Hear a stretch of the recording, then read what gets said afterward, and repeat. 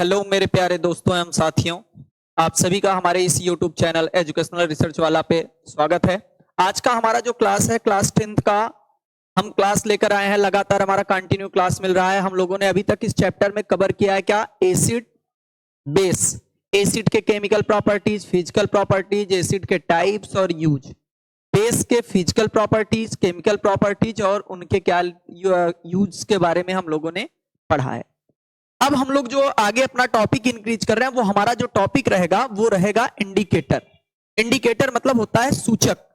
सूचक क्या होते हैं? कुछ ऐसे रसायन होते हैं बच्चों जो क्या करते हैं, ये बताते हैं कि हमारे जो सब्सटेंसेस हैं, जो सूचक होते हैं मतलब ऐसे रसायन हैं जो अपना रंग बदल लेते हैं या सुगंध बदल लेंगे, मतलब कह सकते हैं कलर और स्मेल चेंज करके ये बताते हैं कि पदार्थ कैसा है, अम्लीय है, क्षारीय है या उदासीन है। सूचक जो होते हैं वो जनरली हमें किसी भी केमिकल सब्सटेंस मतलब रासायनिक पदार्थ के होने से क्या करते हैं, सूचना पहुंचाते हैं, उन पदार्थों के होने के बारे में हमें बताते हैं। जैसे हमें कोई तीन चीजें मिल जाएं, हमारे पास बीकर, कोई एक हमने बीकर लिया, एक छोटे छोटे मैं क्या लिया टेस्ट ट्यूब, ऐसे मैंने टेस्ट ट्यूब ले लिया, एक टेस्ट ट्यूब, दूसरा टेस्ट ट्यूब, तीसरा टेस्ट ट्यूब, ये तीन टेस्ट ट्यूब हमने ले लिए। तीनों टेस्ट ट्यूब में मैंने कुछ सॉल्यूशन डाले, तीनों टेस्ट ट्यूब में मैंने कुछ सॉल्यूशन डाले, इन तीनों टेस्ट ट्यूब में मैंने कुछ सॉल्यूशन डाला।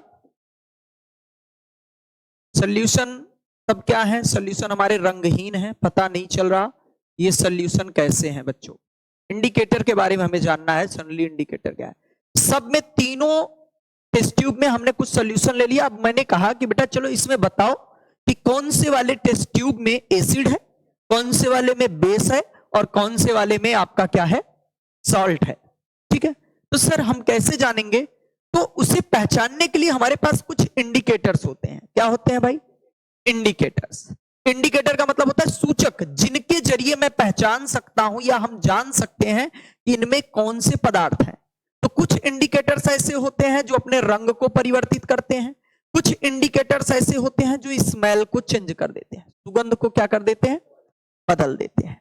तो इंडिकेटर अगर सामान्यतः कहा जाए सूचक, ऐसे बेटा रसायन है जो क्या करते हैं, अपने रंग और क्या कर सकते हो, सुगंध को परिवर्तित कर रासायनिक पदार्थों की उपस्थिति के बारे में क्या करते हैं, सूचना देते हैं या बताते हैं या उनकी पहचान कराते हैं। उसे हम क्या कहते हैं, सूचक। उसे हम क्या कहते हैं, जैसे मैंने आपको एक सूचक दे दिया बेटा, लिटमस दे दिया, मैंने क्या दे दिया, लिटमस सॉल्यूशन। मैंने आपको क्या दे दिया, लिटमस सॉल्यूशन दे दिया। लिटमस सॉल्यूशन का मतलब क्या हुआ भैया, लिटमस का विलयन। किसका विलयन दे दिया? लिटमस का विलयन आपको दे दिया मैंने, लिटमस का विलयन। मैंने आपको क्या दे दिया, लिटमस का विलयन। और आपने उस विलयन को, लिटमस का एक विलयन लिया और उससे इन सब में क्या किया, थोड़ा थोड़ा लिटमस डाला, थोड़ा थोड़ा लिटमस का विलयन डाला। मान लो मैंने आपको लिटमस का विलयन दिया और आपने उस लिटमस का विलयन इसमें भी डाला, इसमें भी डाला, इसमें भी, इसमें भी, सब में आपने लिटमस का क्या डाला, विलयन डाला। क्या डाला? जैसे ही आपने लिटमस का बेटा विलयन डाला तो मैंने देखा एक सॉल्यूशन हमारा क्या हो गया, एक सॉल्यूशन हमारा जो था वो पूरी तरीके से रेड हो गया। क्या हो गया बच्चों? रेड हो गया। ठीक है, और दूसरा सॉल्यूशन हमारा पूरी तरीके से हमने देखा ब्लू हो गया। क्या हो गया? ब्लू हो गया। एक पूरा रेड हो गया, दूसरा क्या हो गया, ब्लू हो गया, और तीसरे में कोई फर्क ही नहीं पड़ा, तीसरे में कोई फर्क ही। तो हम लोगों ने लिटमस का कहानी जो है, लिटमस के बारे में हमने एसिड बेस में पढ़ा ना बच्चों। क्या पढ़ा था? लिटमस को अगर एसिड में यूज करें तो कैसा कलर देता है, लाल रंग। कैसा देता है? क्लियर हुआ कि नहीं, क्लियर हुआ कि नहीं, ये हमारा क्या है, एसिड। और अगर बच्चों हम किसमें देते हैं, बेस में देते हैं, तो कलर कैसा होता है, ब्लू। तो इससे ये क्या पता चला कि ये बेस है कि नहीं, और जब कलर चेंज ना करे तो ये क्या हो गया, सॉल्ट। क्या हो गया भाई, पहचान हुआ कि नहीं हुआ?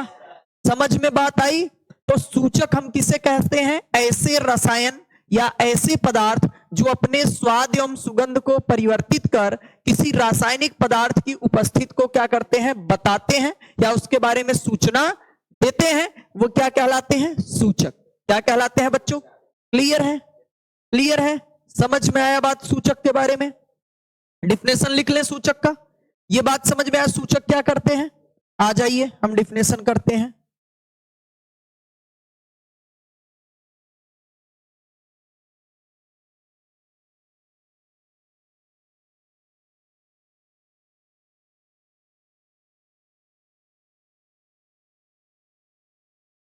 ऐसे रसायन जो अपने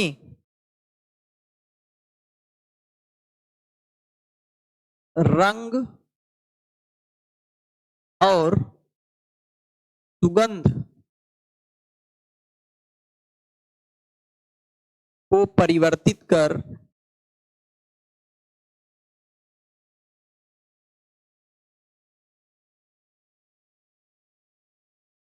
किसी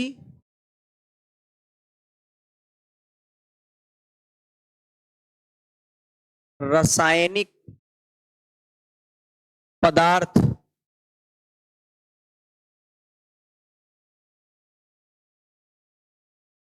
इसी रासायनिक पदार्थ के उपस्थित होने की सूचना देते हैं।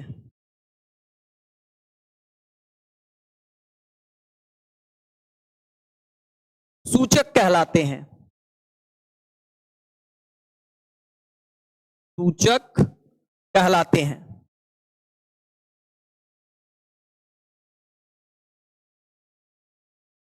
क्लियर बच्चों? सूचक क्या है? ऐसे रसायन जो अपने रंग और सुगंध को परिवर्तित कर किसी रासायनिक पदार्थ के उपस्थित होने की सूचना देते हैं, सूचक कहलाते हैं। क्लियर है? कंफर्म हो भाई? देखो सूचक दो प्रकार के होते हैं बेटा, एक प्राकृतिक सूचक और दूसरे कृत्रिम सूचक। सूचक कितने प्रकार के होते हैं?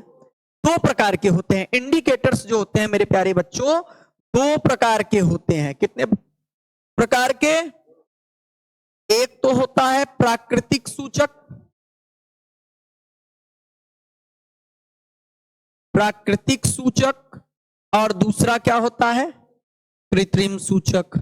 सर कृत्रिम सूचक क्या है और प्राकृतिक सूचक क्या है? तो बच्चों जो प्रयोगशाला में बनाए जाएं, जो कहां बनाए जाएं, मेरी बात ध्यान से सुन लो, जो प्रयोगशाला में बनाए जाएं वो कौन से सूचक होते हैं? जिसे इंग्लिश में हम आर्टिफिशियल बोलते हैं। क्या बोलते हैं?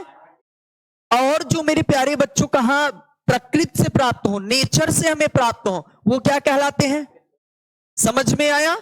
जो हमें नेचर से मिले, हमारे वातावरण में मिलते हो, पौधों, फूल कह सकते हो, कोई घास फूस कह सकते हैं, तो वो सारी चीजें क्या है? प्राकृतिक सूचक।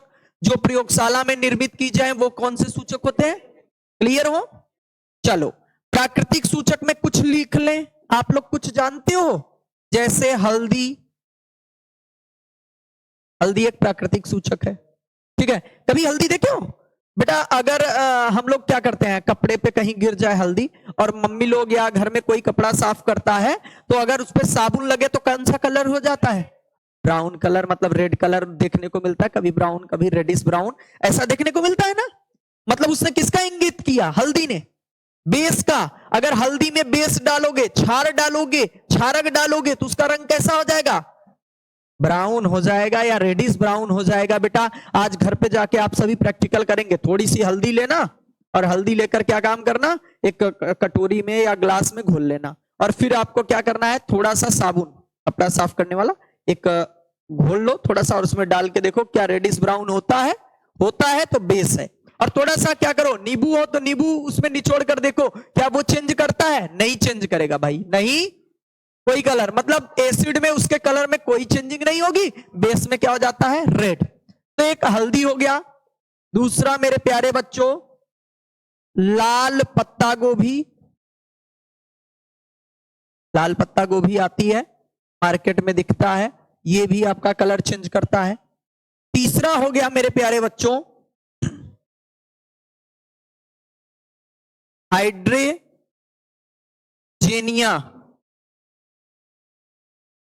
का पुष्प। चौथा और लिख लो, वेनिला। वेनिला, प्याज, यहीं पे और लिख लो, लौंग। ये भी क्या, ये सुगंध सूचक है, अभी मैं इनके बाद में बात करूंगा। वेनिला, प्याज और लौंग सुगंध सूचक है, ये कलर नहीं बदलते हैं, ये स्मेल चेंज करते हैं। क्या चेंज करते हैं मेरे प्यारे बच्चों? स्मेल बदलेगा, अभी मैं उनके बारे में बात करूंगा। कृत्रिम सूचक में लिटमस पेपर, लिटमस पेपर, एक मिनट बच्चों,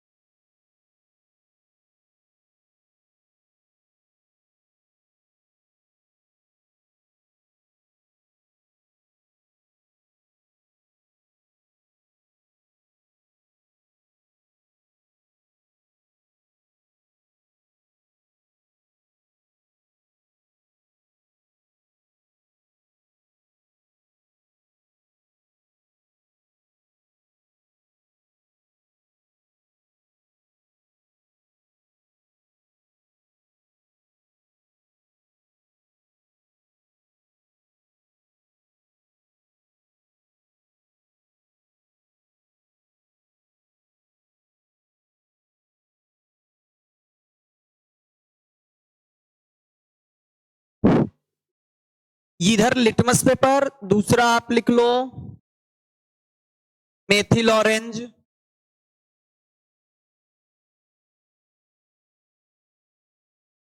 फिनोल्फथैलीन,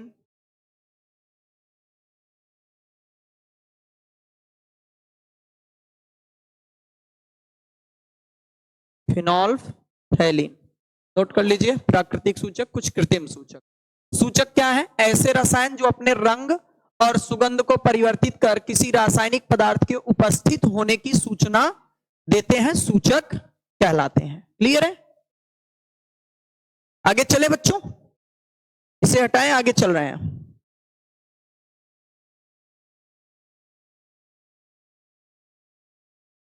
जैसे कुछ सूचकों के बारे में हम जान लें। लिटमस, लिटमस जो होता है, ये पहला हमारा क्या हो गया, लिटमस। ये एसिड में, एसिड अगर है तो एसिड में ये रेड कलर देता है। कौन सा कलर देता है? Red colour. कौन सा कलर देता है? एसिड में ये रेड कलर देता है। कौन सा कलर? रेड। क्लियर? और बेस अगर है तो बेस में ये ब्लू कलर देता है। कौन सा कलर? ब्लू कलर देता है। ठीक है? नहीं दिखेगा क्या? ब्लू नहीं दिखेगा, चलो येलो से लिख देते। ब्लू कलर देता है। कौन सा कलर देता है? ठीक है, अगला हम चलते हैं। दूसरा,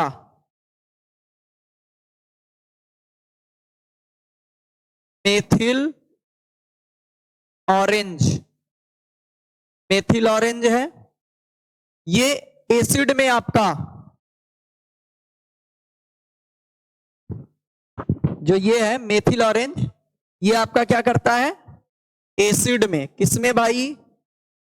एसिड में रेडिस, रेडिस कलर देता है, सॉरी पिंकिश रेड, माफ करना, इसमें पिंकिश रेड देगा।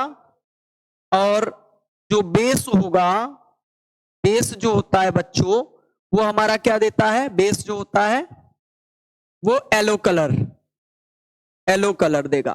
ठीक है, ये लिटमस रेड, बेस में ब्लू, और मेथिल ऑरेंज अगर है तो ये पिंकिश रेड एसिड के प्रेजेंस में, और बेस के प्रेजेंस में क्या करेगा? येलो कलर देता है। कौन सा कलर देता है? इधर आ जाओ, कुछ और है, जैसे हमारे पास तीसरा फिनोल्फथैलीन।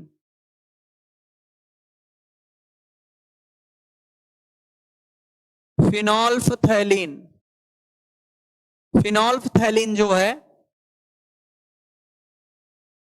ये जो है एसिड के प्रेजेंस में, अगर एसिड है तो इसके प्रेजेंस में कलरलेस होता है, कलरलेस कैसा होता है। और अगर बेस है तो बेस के प्रेजेंस में ये पिंक कलर देता है। कौन सा कलर? और वो भी डार्क। कौन सा? या डार्क क्या कहते हो, मतलब गहरा एक अच्छा पिंक कलर देता है। पिंक कलर ही लिखो, अच्छा पिंक देता है। क्लियर है? फिनोल्फथैलीन, लिटमस, मेथिल ऑरेंज आप नोट कर सकते हैं।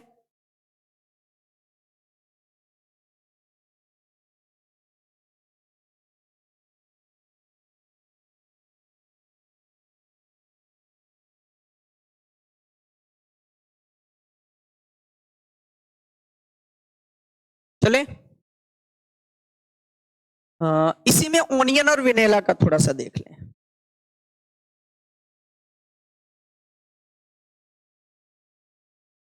अगर हम ओनियन मतलब प्याज की बात करें, किसकी बात करें?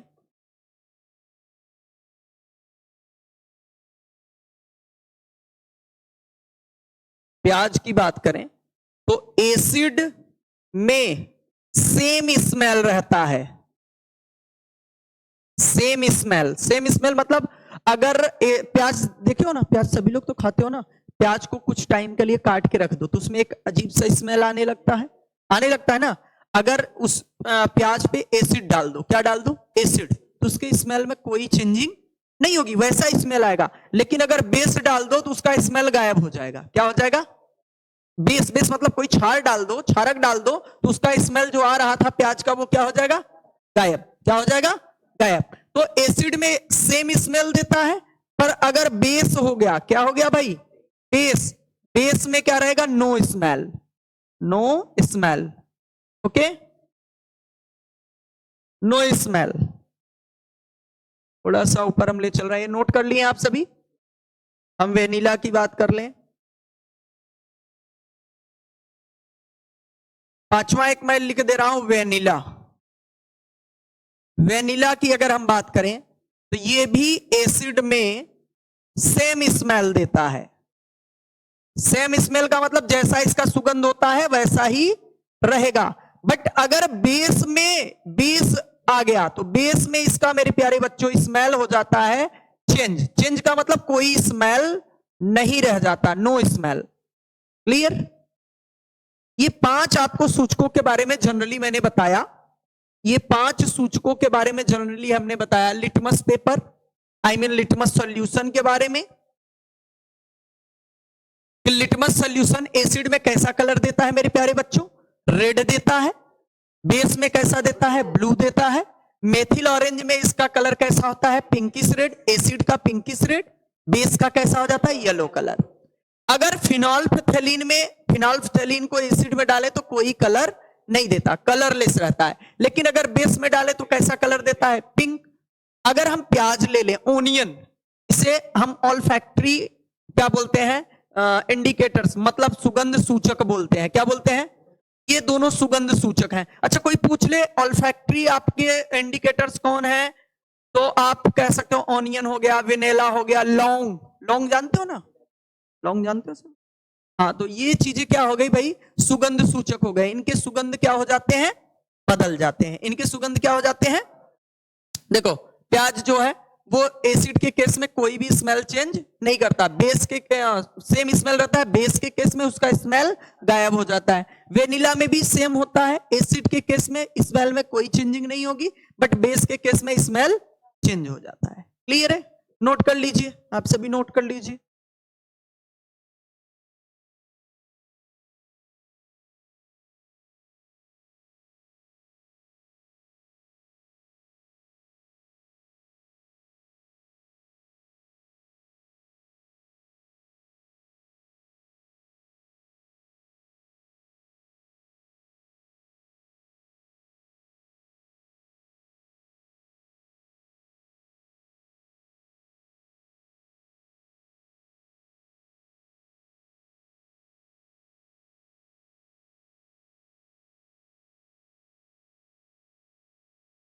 हो गया भाई? चले तो इंडिकेटर्स ये हो गए बेटा। अब इसमें से बात आता है ना, जैसे कि हम लोग बात करते हैं कि कौन एसिड सबसे ज्यादा स्ट्रांग है, कौन एसिड क्या है वीक है। अब हम लोगों ने ये देखा था कि सर वाटर में जिसे डाल दो टोटली कंपाउंड, मतलब क्या हो जाए, आयनाइज हो जाए, पूरी तरीके से क्या हो जाए, आयनाइज हो जाए, मतलब वियोजित हो जाए, तो उसी को हम लोग क्या बोल रहे थे, स्ट्रांग। जो पूरी तरीके से वियोजित हो नहीं रहा था उसे वीक। लेकिन क्या हम लोग देख सकते हैं कौन पूरा वियोजित हो रहा है कौन नहीं हो रहा है? जल में डालने के बाद देख सकते हो क्या? नहीं देख सकते हैं भाई। क्या देख सकते हो क्या? मैं दो एसिड दे दूं जल में डाल के, अब मैं बोलूं बेटा इनमें से बताओ कौन स्ट्रांग है कौन है? तो आपको तो डिफिनेशन पता है सर, वाटर में डिजोल्व करने के बाद जो टोटली आयनाइज हो जाए उसे सर हम बोलेंगे कि ये स्ट्रांग है, और जो टोटली आयनाइज नहीं हुआ वो क्या है, वीक। अरे सर देखेंगे कैसे कौन सा टोटली आयनाइज हुआ कौन सा नहीं हुआ? आपने बताया हमने सुन लिया, कोई तरीका तो बताइए जिससे हम ये पहचाने कि कौन सा है। मिनट बच्चों,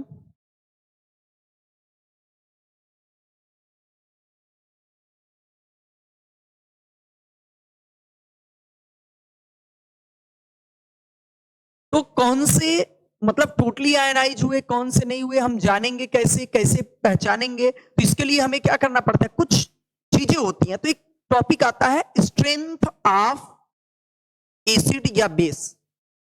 स्ट्रेंथ ऑफ एसिड और बेस मतलब अम्लों का या फिर आप कह सकते हो क्षारकों का सामर्थ्य या शक्ति, कुछ भी बोलो, ठीक है। तो टॉपिक हमारा क्या आता है,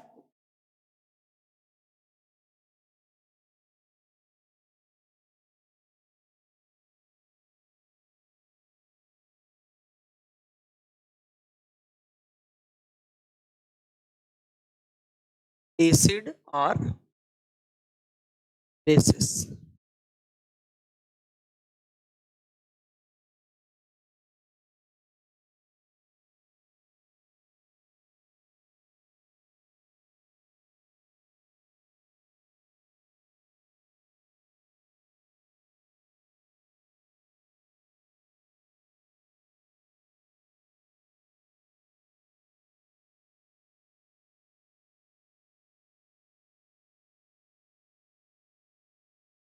अम्लत्व क्षारकों का सामर्थ्य, इसके बारे में हम बात करेंगे।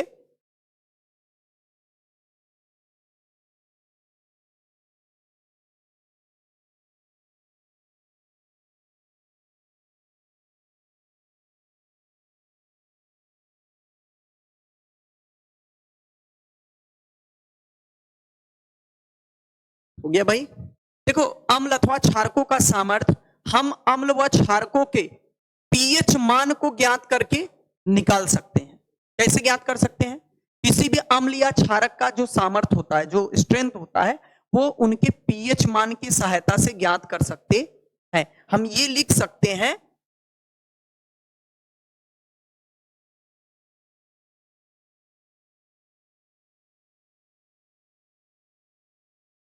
किसी भी अम्ल अथवा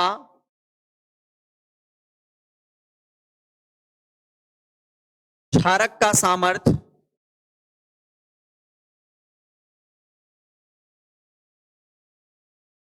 उसके पीएच की सहायता से ज्ञात कर सकते हैं, ज्ञात कर सकते हैं। क्लियर है भाई? किसी भी अम्ल अथवा क्षारक का सामर्थ्य उसके पीएच की सहायता से हम ज्ञात कर सकते हैं। किसी भी अम्ल या क्षारक का बेटा अगर हमें पीएच मतलब क्या करना पड़े कि अगर उसका स्ट्रेंथ हमें कैलकुलेट करना पड़ता है, स्ट्रेंथ ऑफ एसिड और बेसिस, तो हम कह सकते हैं कि we can determine to the strength of acid और बेस इसके भैया help of their pH value. इनके पीएच वैल्यू की सहायता से हम उसका क्या कर सकते हैं भाई, पीएच वैल्यू की सहायता से किसी भी एसिड या बेस का हम क्या निकाल सकते हैं बेटा, सामर्थ्य ज्ञात कर सकते हैं। क्या ज्ञात कर सकते हैं? अब सर पीएच क्या होता है, सवाल ये उठता है कि चलिए ठीक है, आपने कहा कि अम्ल अथवा क्षारकों का सामर्थ्य हम पीएच मान की सहायता से ज्ञात कर सकते हैं, तो जरा ये तो बताइए कि पीएच है क्या। सवाल ये उठता है कि भाई पीएच है क्या। जनरली लोग बोल देते हैं power of hydrogen. Sir power of hydrogen, very good भाई, ये बात तो वेरी गुड है, बहुत अच्छा है, कम पीएच भाई पावर ऑफ हाइड्रोजन, लेकिन क्षारकों के लिए वहां भी पावर ऑफ हाइड्रोजन, उसके लिए तो पीओएच आप कैलकुलेट करते हो। नहीं सर, पीएच की भी सहायता से हम ज्ञात कर सकते हैं, पीएच की भी सहायता से हम, क्योंकि जो क्या होता है भाई एसिड का, जो आप स्ट्रेंथ ऑफ एसिड बोलते हो बेटा, स्ट्रेंथ ऑफ एसिड, एसिड का जो सामर्थ्य होता है एंटी प्रोपोर्शनल होता है पीएच के। पीएच के क्या होता है, पीएच मान बढ़े तो एसिड का स्ट्रेंथ घटे, समझ में आया बात। और अगर पीएच मान घटेगा तो एसिड का स्ट्रेंथ, और स्ट्रेंथ ऑफ बेस जो होता है, स्ट्रेंथ ऑफ बेस, ये मेरे प्यारे बच्चों डायरेक्टली प्रोपोर्शनल होता है पीएच के, डायरेक्टली प्रोपोर्शनल होता है। अगर पीएच मान बढ़ा तो भैया बेस की क्या हो जाएगी, सामर्थ्य बढ़ेगी, समझ में आया, क्योंकि डायरेक्टली प्रोपोर्शनल है। और उधर एसिड की क्या है, एंटी प्रोपोर्शनल। अगर स्ट्रेंथ ऑफ एसिड आपको चाहिए तो पीएच मान क्या होना चाहिए, कम, क्या होना चाहिए, क्लियर हो, क्लियर हो भाई। अब पीएच के बारे में सबसे पहले किसने बोला था, एक वैज्ञानिक थे सॉरेंस, ठीक है, सॉरेंस नाम के एक वैज्ञानिक थे, सबसे पहले उन्होंने पीएच के बारे में, पावर ऑफ हाइड्रोजन के बारे में बोला। उन्होंने कहा पावर ऑफ हाइड्रोजन है क्या, उन्होंने कहा किसी भी सॉल्यूशन में उपस्थित हाइड्रोजन आयन की सांद्रता ही उसकी क्या होती है, पावर ऑफ हाइड्रोजन। जिस विलयन में हाइड्रोजन आयन की सांद्रता ज्यादा वो भैया ज्यादा अम्लीय, जिसमें हाइड्रोजन आयन की सांद्रता कम वो कम अम्लीय, समझ में आया बात। पीएच है क्या, पीएच हाइड्रोजन आयन की सांद्रता को व्यक्त करता है, किसे व्यक्त करता है, हाइड्रोजन आयन की सांद्रता को, क्लियर हुआ। पीएच जो है वो किसे व्यक्त करता है, हाइड्रोजन आयन की सांद्रता को। तो जनरली स्ट्रेंथ ऑफ एसिड हम कैसे ज्ञात करते हैं, किसी भी अम्ल अथवा क्षारक का सामर्थ्य उसके पीएच की सहायता से ज्ञात कर सकते हैं। और स्ट्रेंथ ऑफ एसिड जो अम्ल की सामर्थ्य है वो क्या होता है भैया, पीएच मान के एंटी प्रोपोर्शनल। पीएच मान बढ़ा तो भैया सांद्रता स्ट्रेंथ एसिड का क्या हो जाएगा, घटेगा।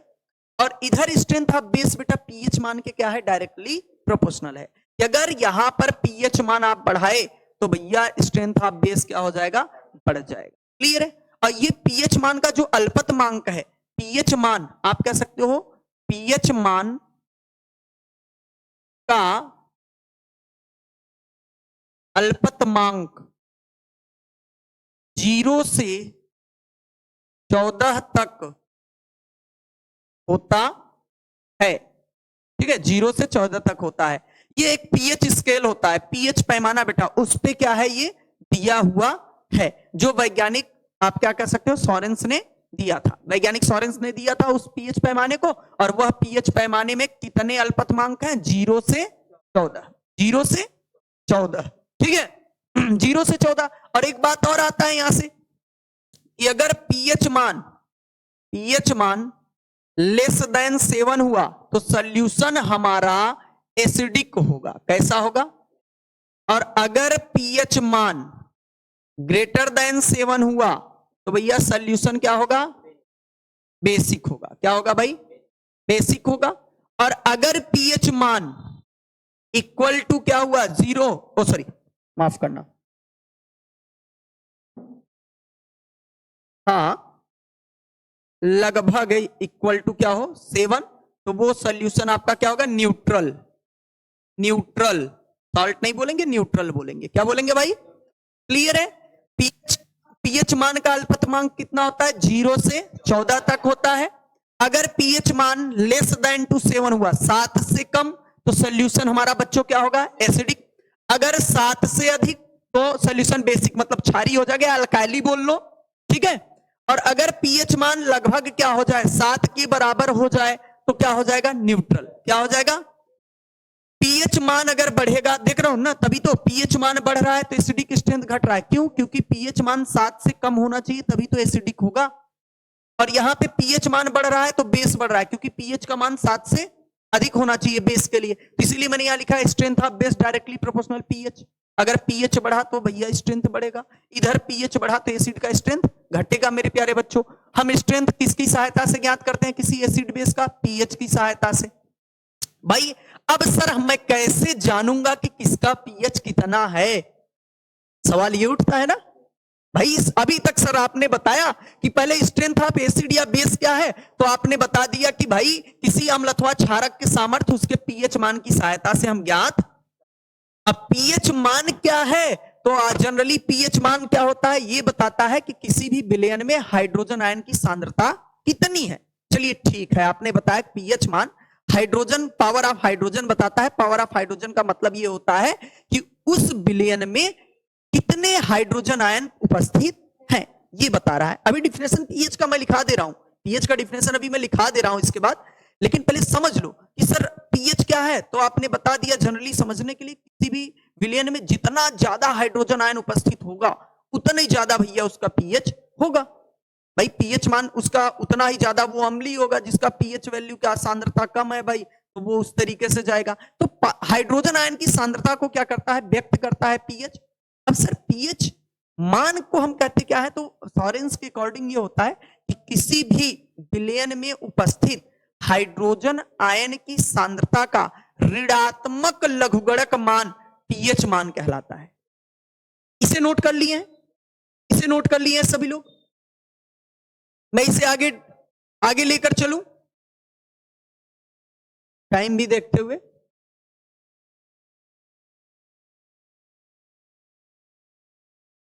बेटा नोट हो गया, जल्दी कीजिए।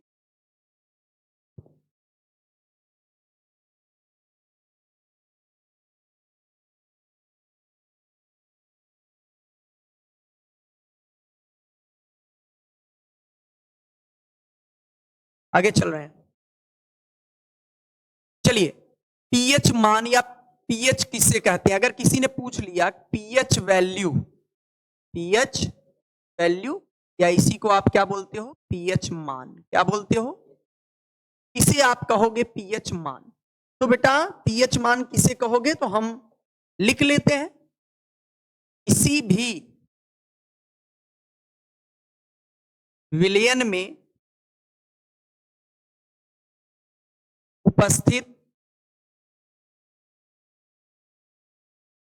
किसी भी विलयन में उपस्थित हाइड्रोजन आयन के सांद्रता के ऋणात्मक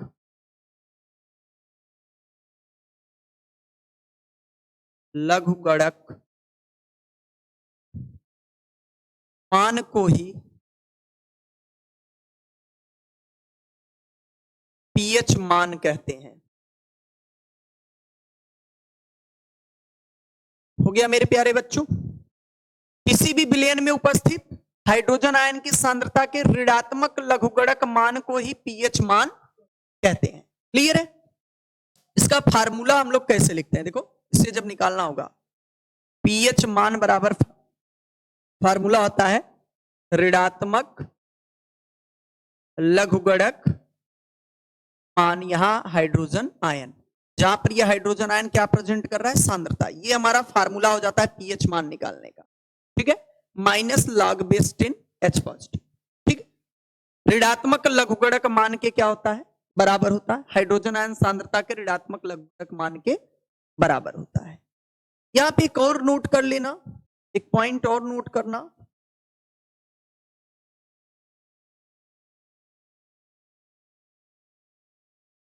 ये नोट कर लेना भाई कि पीएच प्लस पीओएच बराबर वैल्यू होता है 14, हमेशा याद रखना मेरे प्यारे बच्चों। पीएच प्लस पीओएच बराबर हमेशा वैल्यू क्या होता है, 14, आई मीन 14, ठीक है।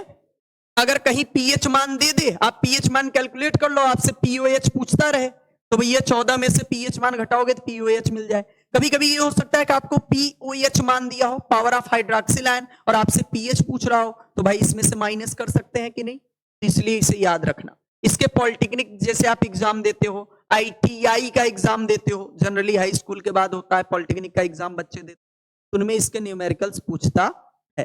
यूपी बोर्ड में तो अब कम कर दिया, लेकिन पॉलिटेक्निक में आपके इसके न्यूमेरिकल्स जरूर पूछते एग्जाम में। पॉलिटेक्निक का जो एंट्रेंस एग्जाम आप देते हो, आईईआरटी का एंट्रेंस एग्जाम आप देते हो, ठीक है, तो उनमें इनसे क्वेश्चन पूछता है मेरे प्यारे बच्चों, याद रखिएगा ये फार्मूले को। PH plus pOH equal to क्या होता है 14 और पीएच इक्वल टू ऋणात्मक लॉगरिथम मान होता है इसका हाइड्रोजन आयन की सांद्रता।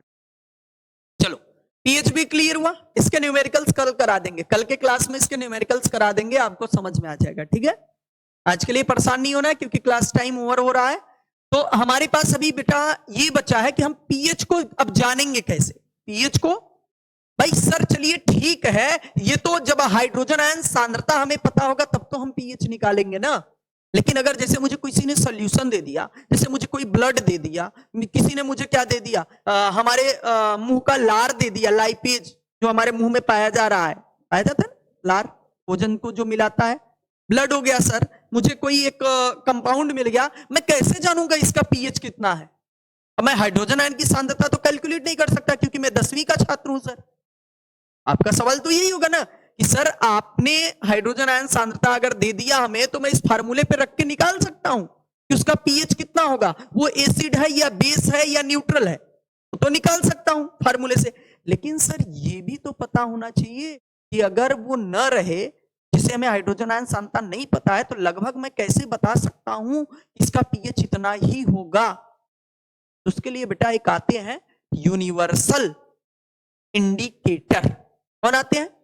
यूनिवर्सल इंडिकेटर, जिसे हम सर्वात्रिक सूचक कहते हैं। क्या बोलते हैं? अब सर्वात्रिक सूचक क्या होता है सर? ऐसे सूचक जो क्या करते हैं, भिन्न भिन्न पदार्थों के लिए भिन्न भिन्न रंग प्रदर्शित करते हैं। अलग अलग पदार्थों के लिए उनका रंग अलग अलग दिखाई देगा।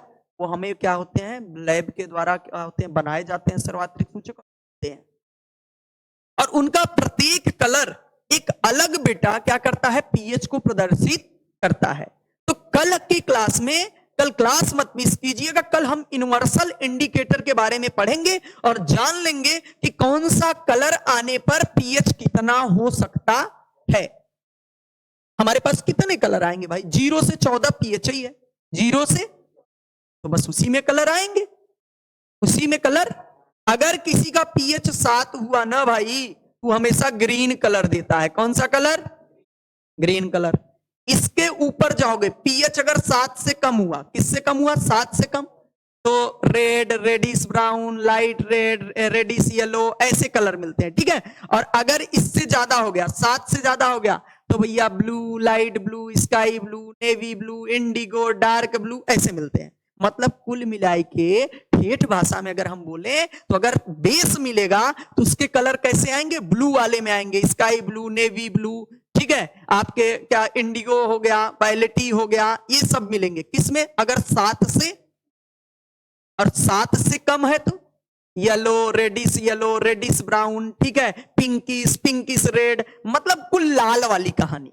लाल जी के समझा, पीला लाल, लाल पीला, ये वाली कहानी, गुलाबी, ऐसे कलर वाले आएंगे। जब 7 से क्या होगा? कम, अभी तो लिखाएंगे हम, और 7 से अधिक हुआ तो सब ब्लू वाले में आएंगे, sky blue, navy blue, Indigo, ये तमाम जो वायलेटी हैं, डार्क ब्लू हैं, सब ब्लू वाली कहानी आएगी 7 से अधिक होने। लेकिन कौन किस पर कितना आएगा, कल के क्लास में हम चर्चा करेंगे। यूनिवर्सल इंडिकेटर कल हम पढ़ेंगे, कल ही हम साल्ट के बारे में चर्चा करेंगे, और कल ही हम साल्ट की कुछ और जो फॉर्मेशन मेथड है उनके बारे में चर्चा करेंगे कल के क्लास में। तो आज के क्लास में हमने इंडिकेटर पढ़ा। इंडिकेटर जनरली क्या है मेरे प्यारे बच्चों? जो क्या करते हैं, अपने कलर या स्मेल को चेंज करके किसी पदार्थ के होने के बारे में बताते हैं कि वो एसिड है कि बेस है कि न्यूट्रल है। कुछ इंडिकेटर्स के बारे में हमने जाना, जैसे कि कुछ नेचुरल और कुछ आर्टिफिशियल, मतलब प्राकृतिक और कृत्रिम। ठीक है, तो आज के क्लास में बस इतना ही, ज्यादा नहीं। और हम लोगों ने पीएच के बारे में भी जाना। कल हम पहले पीएच का न्यूमेरिकल करेंगे, ठीक है, देन आफ्टर हम यूनिवर्सल इंडिकेटर कवर करेंगे, सर्वात्रिक सूचक। उसके बाद मेरे प्यारे बच्चों हम लोग साल्ट को कवर करेंगे। चैप्टर हमारा एंड की तरफ चल रहा है, सेकंड चैप्टर हमारा एंड की तरफ चल रहा है। फर्स्ट चैप्टर आपको मिल चुका है, आपने क्लासेस कर ली हैं। सेकंड चैप्टर जो नहीं देखे हैं वो जाके वीडियो देख सकते हैं हमारे चैनल पर, ठीक है। क्लासेस चैनल पे भी चल रहा है और ऑफलाइन भी आपका चल रहा है, तो आप ज्वाइन कर सकते हैं दोनों जगह। जो क्लासेस नहीं देखे वहां जाके देख लेंगे, बाकी चीजें जो है अगली क्लासेस आपकी आती रहेंगी। तो जो भी बच्चे हमारी क्लासेस ज्वाइन किए हैं वो ऑफलाइन भी हमारी क्लास कर सकते हैं और ऑनलाइन भी क्लासेस ले सकते हैं। अगर जो बच्चे हमारे पिछले क्लास को नहीं देखे हैं तो हमारे चैनल पे डिस्क्रिप्शन में आपको मिल जाएगा और आप जाके हमारे पिछली क्लासेस को देख सकते हैं और अपने नोट्स को बना सकते हैं। अगर आपको नोट्स चाहिए तो आप कमेंट बॉक्स में कर सकते हैं, आपको पीडीएफ फॉर्म में नोट्स मिल जाएगा। तो आज का क्लास इतना ही, धन्यवाद।